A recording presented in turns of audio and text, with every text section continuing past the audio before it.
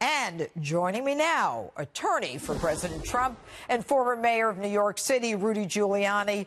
Thanks so much, Mr. Mayor, for being on Justice. Judge, always a pleasure to be with you. Thank you. I want to get to some of the confusion regarding what happened over the last couple of days. But first, I would like to get your reaction to my opening statement, specifically these special prosecutors refusing to hand over the authority for their expanded investigation. What say you? Well, we've not been able to get that from them either. And, of course, they developed that whole Cohen investigation and gave it away. And I think the judge was rightfully confused about why did they give away Cohen but not Manafort. So, I don't know, maybe they think Manafort's somebody they can flip faster. The fact is, this all plays into what my client, the President of the United States, has been saying for quite some time. The judge, in sum and substance, said this is a witch hunt with a tremendous amount of government misconduct attached to it. And you're quite correct. Attorney General Sessions should step up and dismiss this entire investigation. Well, you know, but what we've got is an attorney general who doesn't seem to be able to step up to much, but that's my opinion, and I'm not even going to ask you at this point what you think. My concern is when these prosecutors go before a federal judge in a federal district courthouse and basically say, we can't tell you, when the judge is the one who is deciding the propriety of that case and handling the case, where are we in terms of justice in this country and the power of the courts over unfettered power of these special counsel? Well, it kind of gives the American people a glimpse of what we have to deal with day in and day out with the abuses, not so much of Bob Mueller, but of the people that work for him. I mean, they're way over the top. When you look at the questions they propound, what do you think? What do you feel? It's like, come on in and commit perjury. There is no evidence of collusion with the Russians. Gone. There's no evidence of obstruction of justice. Everything the president did, he has perfect authority to do under Article 2. All right. So what, they want him to do Martha Stewart for them. And I'm sorry, people, he's not going to do that. Martha Stewart and Clemens.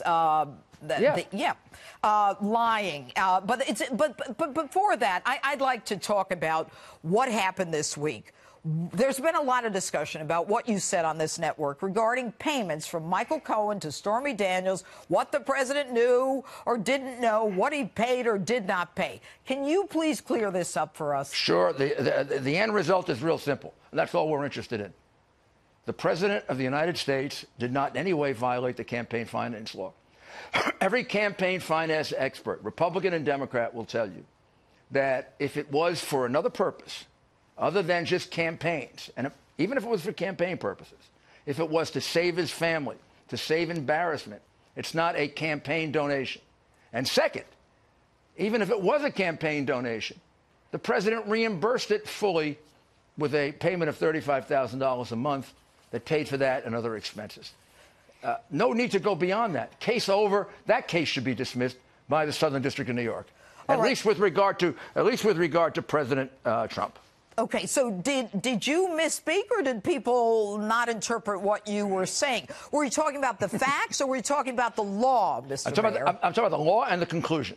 The facts. I'm still learning. This is 1.2 million documents. I've been in the case for 2 weeks. Virtually one day in comparison to other people. So I'm not an expert on the facts yet. I'm getting there. But I am an expert on the law, and particularly the campaign finance law. I've lived under it running for president. And the fact is, there is no way this is a campaign finance violation of any kind, nor was it a loan. It was an expenditure.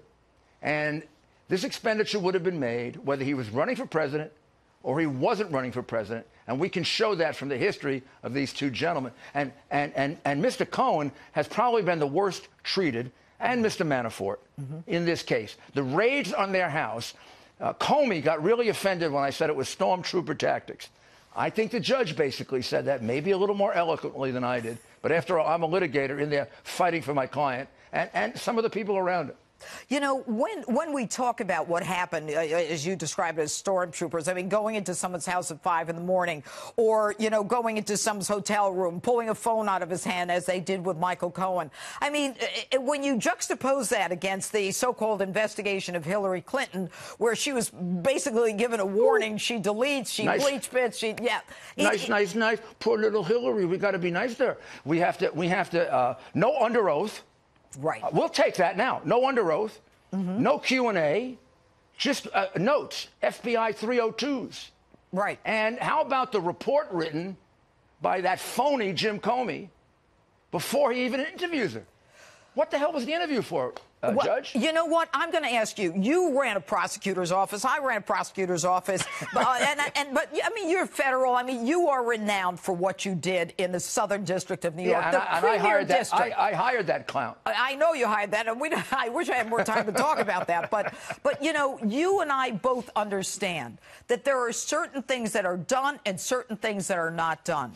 And when you decide that you're going to break into someone's home or you're going to invade the attorney-client privilege, there have to be extreme circumstances. This investigation went from Russia collusion to obstruction. Gone. The president, Article 2, makes it clear the president. OK, now who's chasing, porn stars and stuff? I mean, why are we even going in this direction? And why are we not ending this?